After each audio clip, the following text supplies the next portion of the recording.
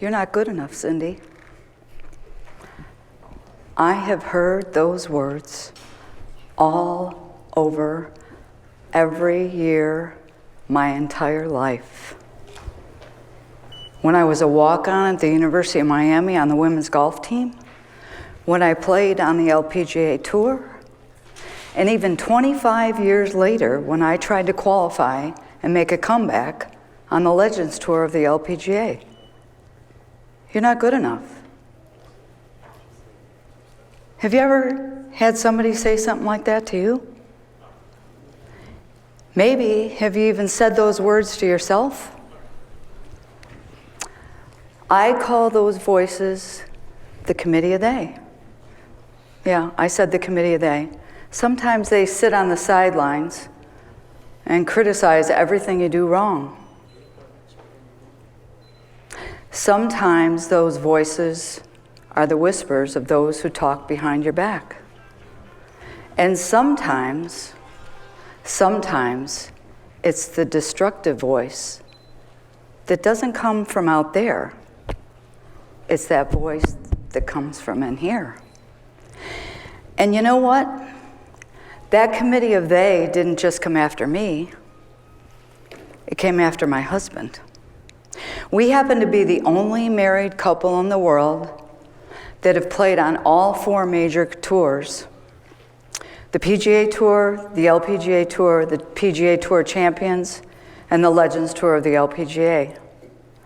That voice of the committee came after him so relentlessly, he almost took his own life.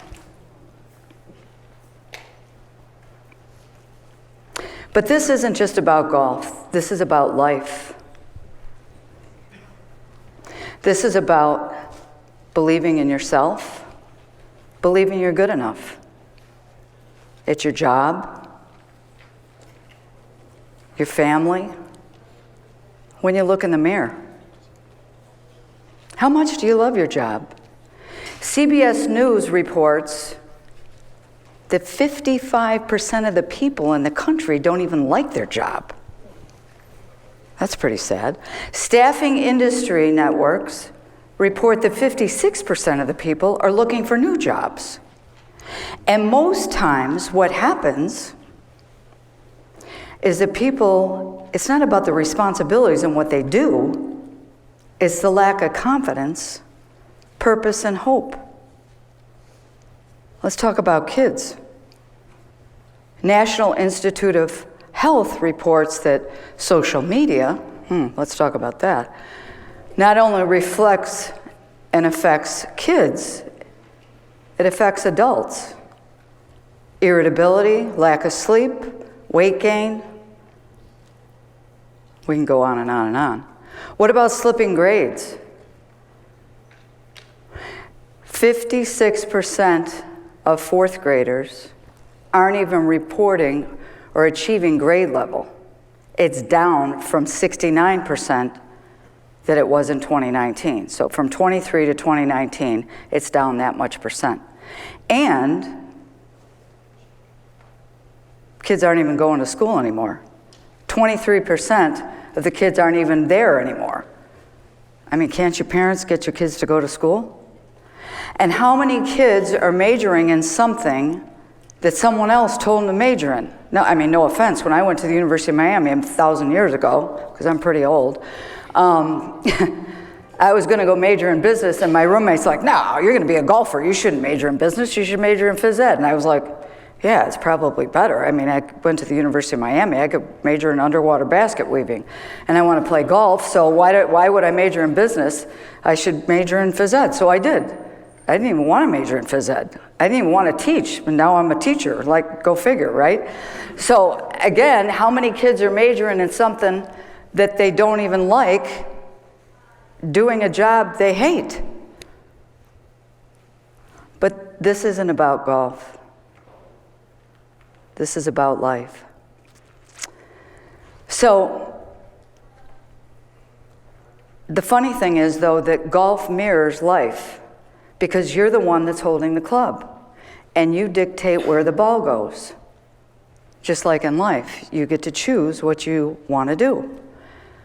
And the funny thing is that most really good tour players don't get super ticked off when they miss a shot, because if they figure out and think about the shot they just hit, the last shot, then the next shot is no good. And when you keep thinking about the bad shot that you hit before, you can't think about the next shot. So what I finally figured out is that if I can know what I did wrong the last time, I can fix the next one. Which, when I teach a lot of people in golf and business, some of those people have called me the master of mulligans, which means I'm a leading expert at taking another shot, which is the big idea that I came to share with you today. So, the it box. What's the it box? Well, I've been through a lot of challenges in my life, and I somehow came up with this box, if you look at the slide over there. And this box happens to have 3 tools in it and steps that you need to take to get over it and to own it. So what is it? Your potential, your passion, and possibly your purpose in life. The first thing in the box is a nail. A nail? This traveling salesman was driving down the road in farm country. He sells seed to the Agway plant. He gets lost. He sees a driveway. He pulls down the driveway. He sees a farmer resting in his rocking chair. Sitting next to him is a black lab. He says, "Forgive me, but I got lost. Can you give me some direction?" Farmer says, "Sure." Go down here, gives him the directions, and he hears the dog like whining. He's not sure if the dog is whining or growling at him, but he doesn't say anything. So he's getting ready to leave, and he hears the dog again going, He goes, "Well, forgive me, but I have to ask you, what's the matter with your dog?" He said, "Oh, nothing. He's just sitting on a nail." Sitting on a nail? Why doesn't he get up? Because it doesn't hurt bad enough. Some of us have been sitting on a nail for a really long time. Some of us like to whine about the nail. "Oh, I don't like my job. I should lose 10 pounds. I should clean out my garage," which I should do, by the way. "I have too much stuff in the basement," and I do. "And I should do this." And sometimes I'm a little too grumpy. And sometimes I snap at people, and I should probably not do that. Did you know that we're motivated by one of 2 things? We either seek reward or we want to avoid pain. Most of my life, I've been motivated more by avoiding pain than seeking reward. What's that mean? Well, seeking reward, I want a new job. I'm motivated by making more money. I want recognition. Or I want to avoid pain. Could be physical pain, financial pain, or emotional pain. So we need to make a boundary. I've had enough. Stop it. Or I want something new. I want a new car, I want a new house, I want a raise, I want a promotion. So let me ask you, what are you willing to get off of the nail for? So if you choose to get off the nail, there's 3 steps. Number 1, define it. What's your nail? Number 2, make a decision to get off it forever. Like, I'm not doing this anymore, or I will do that forever. And then figure out the goal that you're going to achieve. So there's a young man that went to school in Buffalo, and his teacher is a friend of mine. She's on my board for my nonprofit, where we help kids pursue their potential, their passion, purpose in life. And this young man was in her 5th grade class a long time ago, and he was real shy and quiet. And he didn't like to talk to the other kids in the class. And she's really a great teacher, so she and this other teacher would have typing contests with this young man. And this kid could type like faster than anybody, and he would kick their butts in typing. And she saw this young man's mother a month or 2 ago. And she said, "Heather, I just want to tell you that you have no idea how much you helped my son. He used to really be bothered by all the kids in the class bullying him. That was his big nail. And he was in 8th grade, and he came upstairs from the basement where he was playing a game online. He said, "Mom, I need your credit card. I just won $2,000 playing a game online." She's like, "What?" "Yeah." She's like, I can't believe it. "What do you mean?" "Yeah, I just made $2,000. Okay. He wasn't kidding. So then a couple years later, everybody was bullying him in school. He didn't like school. Then he won thousands of dollars online. He didn't let they intimidate him. He's now the #1, I can't tell you what the name of the game is. You would all know who he is, well, if you're younger and you play these games. Champion. So he quit school. They didn't get the best of him. He got off the nail. Ha, ha, ha. Guess who's winning now? In fact, he's going to give us a little speech because we're doing a big conference at the Buffalo Bills Stadium, which happens to be where I'm from. And all the kids that we're bringing, 200 kids from high school, they're all going to know who this kid is. He didn't let them bother him. Anyway, second thing in the box is a mirror. So once you get off your nail, now you have to look in the mirror. Oh, really? Yeah. Now we have to see who we are. Sometimes we don't want to see the truth. So I've taught a lot of people at Microsoft and Pepsi and a lot of other big companies, and the hardest thing to do is see the truth. Sometimes I'm a little too bossy. Sometimes I need to lighten up, not be so harsh, and talk a little softer. I have to adapt my behavior. So because I'm certified in all these personalities, I get scary with someone that's really shy and quiet, so I have to take a chill pill.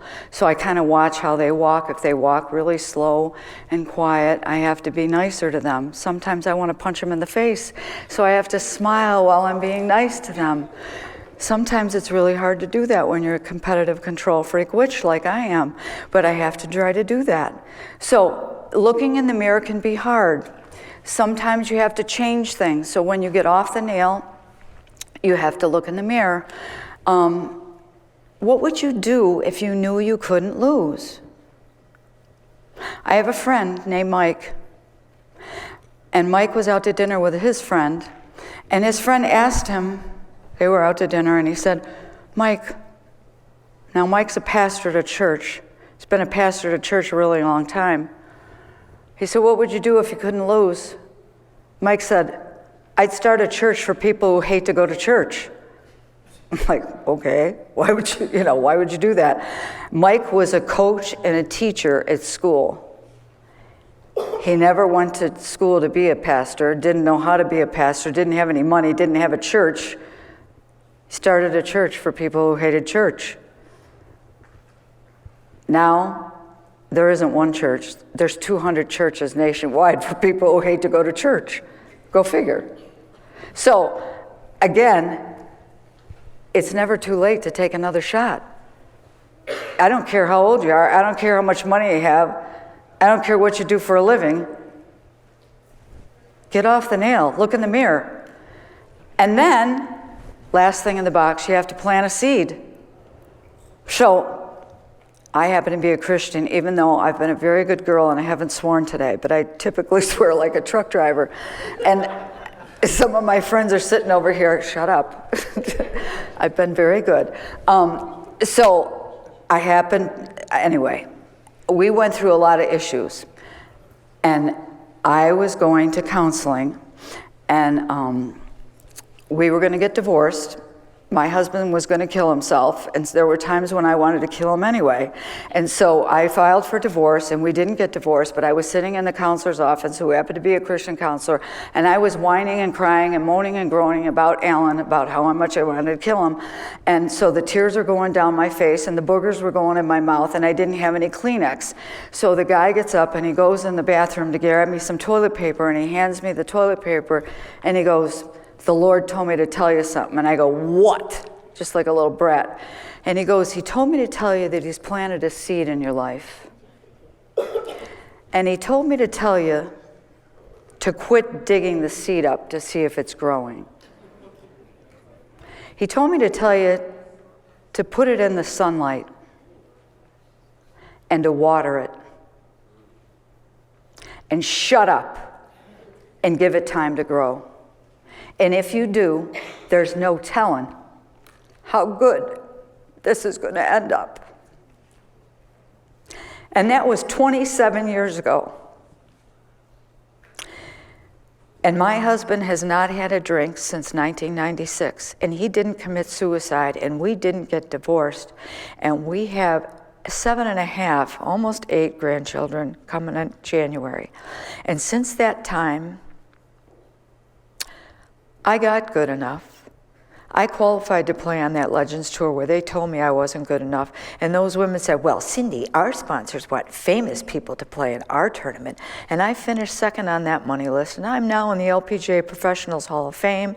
And I am in the University of Miami, where they told me I wasn't good enough and I was a walk-on. And now 50 years later, I got inducted in their Hall of Fame last year.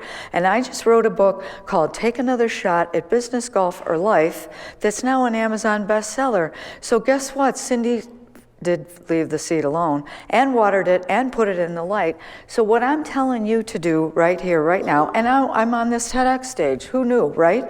That I could do this, because I thought, no, nobody's going to want me. I applied to you don't know how many of these TED Talks, and I thought, nobody's going to want me because I'm not good enough. But guess who's good enough now?